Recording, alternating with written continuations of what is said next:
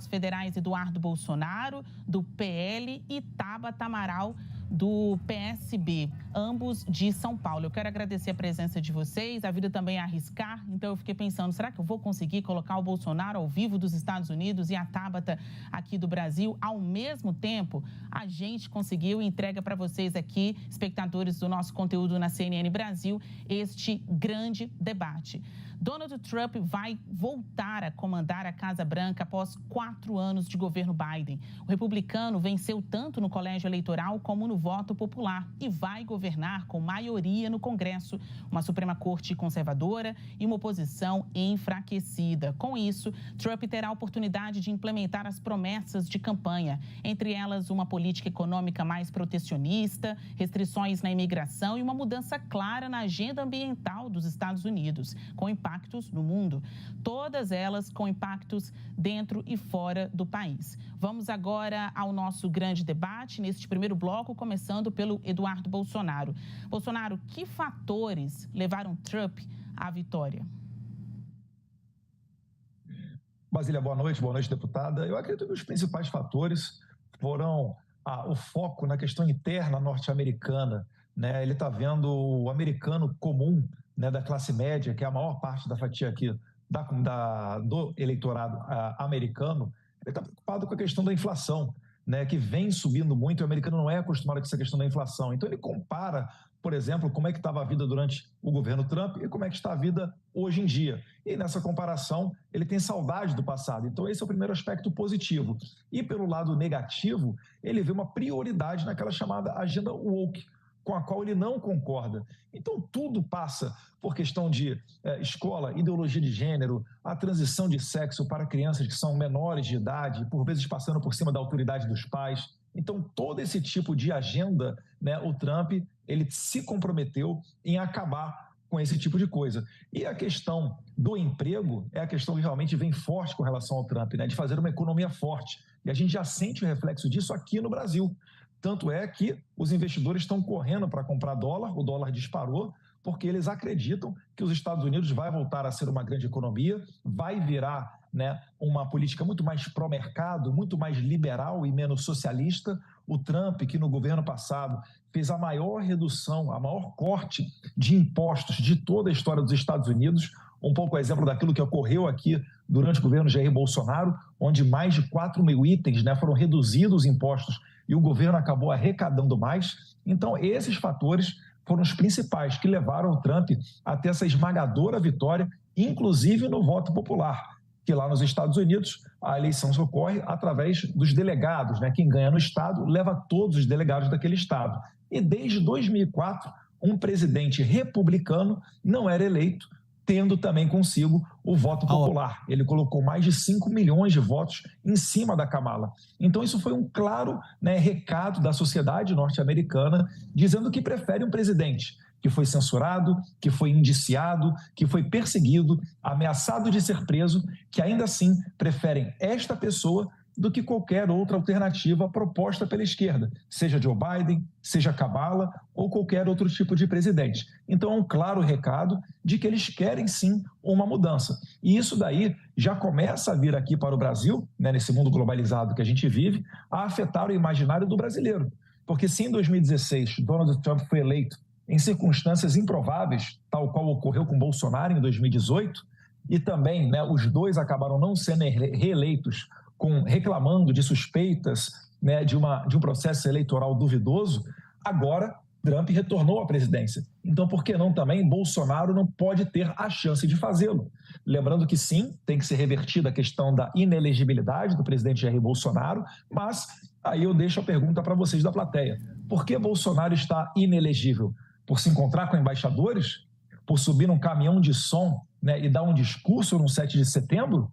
E, por outro lado, o que a gente vê na presidência da República aqui do Brasil é uma pessoa que foi condenada por dezenas de juízes em várias instâncias por corrupção, lavagem de capitais, teve, né, uma manobra jurídica dentro do Supremo Tribunal Federal para retirá-lo da cadeia e depois torná-lo elegível. Então, é a esperança de que Bolsonaro retorne também em 2026, começa a ventilar aqui pelo Brasil. Bolsonaro, você está nos Estados Unidos? Onde e por quê? Basílio, eu estou falando aqui do estado da Flórida, né? Acabei de retornar de Palm Beach, que é a residência oficial do presidente Donald Trump, né? O seu resort, conhecido como Mar-a-Lago. Tive um convite para acompanhar a apuração da eleição ontem de lá. Um jantar um tanto quanto reservado, especial. Contou com a presença de diversas personalidades, Elon Musk, Vivek, Trump Jr., Jared Kushner, pessoas que têm uma grande influência internacional, e é por isso que eu estou aqui nos Estados Unidos.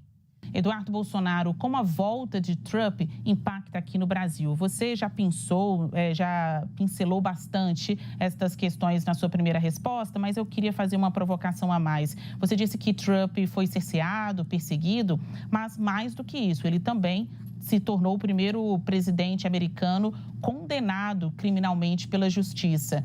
Isso impacta de alguma forma aqui no Brasil também?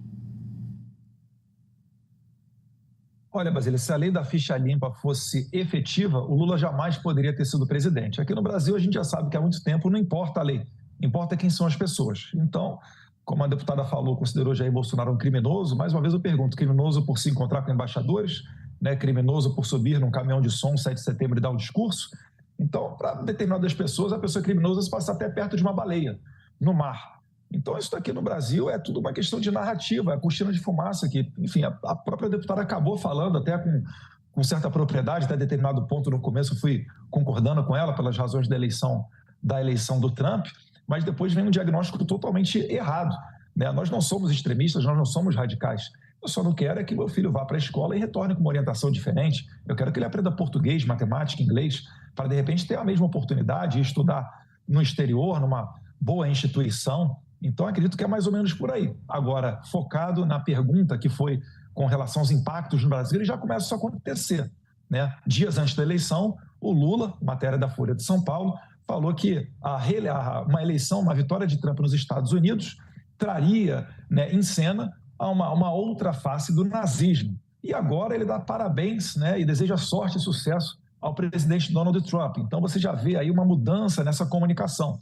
No entanto, né, o núcleo duro do governo, como Gleisi Hoffmann, Fernando Haddad e o ministro Paulo Teixeira, não conseguiram ainda encaixar esse discurso, né? Estão falando, o Fernando Haddad falou que acordou uma manhã tensa, o Paulo Teixeira teceu críticas, muito além de críticas, né, quase xingamentos ao presidente norte-americano, a Gleisi Hoffmann mais ou menos no mesmo sentido. Então, o governo brasileiro ele vai ter que, primeiro, se acertar para ver que tom que ele vai adotar. E uma outra questão, né? Falei aqui do dólar. O dólar passou de R$6, algo que nunca tinha ocorrido nem quando o Brasil tinha a pandemia. O que deixa claro o que era uma política liberal comandada pelo ministro Paulo Guedes e o que é esse desastre que está acontecendo com Fernando Haddad. Então, os impactos no Brasil serão muitos e eu espero que o governo tenha a responsabilidade, porque senão daqui a pouco até a Argentina vai estar passando o Brasil. Tem muita gente, especialmente na internet, com o mantra, se acontece nos Estados Unidos, olha, vai chegar aqui no Brasil. Então, Eduardo, para você, o que esperar da relação entre Lula e Trump? O governo faz sinalizações, né, demonstrações de que irá optar por uma relação pragmática, menos pessoal. Olha, seria o ideal, Basília. É isso daí que nós realmente esperamos de um governo responsável, né? Só que se o Lula mantiver a sua tradicional conduta, por exemplo, recebendo navios de guerra sancionados pelo Irã no porto do Rio de Janeiro, ele vai ter problemas com o Donald Trump, porque uma das bandeiras que foi muito implementada nos Estados Unidos, de que ancorou o retorno de Donald Trump, é de resgatar a liderança norte-americana e não ser um país onde os outros não respeitam, né? Eu citei há um tempo atrás a saída do Afeganistão, quando o Biden retirou as tropas de lá. Todo mundo lembra daquelas cenas, né, dos afegãos se agarrando em aviões militares americanos e acabando por falecer depois de se soltar de uma altura muito alta, aquela cena ali que horrorizou o mundo inteiro. Isso daí são cenas que ninguém quer ver se repetir, né? O Donald Trump, quando ele tentou a sua reeleição e não conseguiu ser reeleito, a gente vai lembrar que muita gente dizia, olha, agora vai ser iniciado com o Joe Biden um tempo de paz. E não foi isso que a gente assistiu naquele momento. A gente viu várias guerras, a gente viu a Rússia invadindo a Ucrânia, a gente vê agora o conflito entre Israel e o Hamas, você vê a China fazendo exercícios militares em torno de Taiwan, a Coreia do Norte voltando a se aventurar em fazer testes com mísseis no Mar do Japão. Então, Donald Trump representa o resgate dessa paz mundial e isso passa pelos países respeitarem, por exemplo, essas sanções norte-americanas. Eu falei do Irã propositalmente, porque o Irã agora, pela primeira vez, está mandando mísseis contra o território de Israel. O Irã patrocina grupos terroristas, seja o Hamas, seja o Hezbollah e tantos outros. É por isso, inclusive, que os países árabes que estão buscando paz, os países do Golfo, né, Bahrein, Emirados Árabes, Arábia Saudita, eles estão apoiando Israel nessa guerra contra os terroristas. Então, se Lula continuar desrespeitando a autoridade americana, ele pode vir a ter problemas, inclusive sanções contra o Brasil. Eduardo Bolsonaro, 10 segundos. Obrigado, Basília. Acontece nos Estados Unidos, acontece no Brasil, sim. Depois de 2016 nos Estados Unidos, teve 2018 no Brasil. Deus quiser, depois de 2024, Trump aqui nos Estados Unidos. 2026, retorno do Jair Bolsonaro para a gente resgatar os bons tempos do Brasil em que pese a pandemia.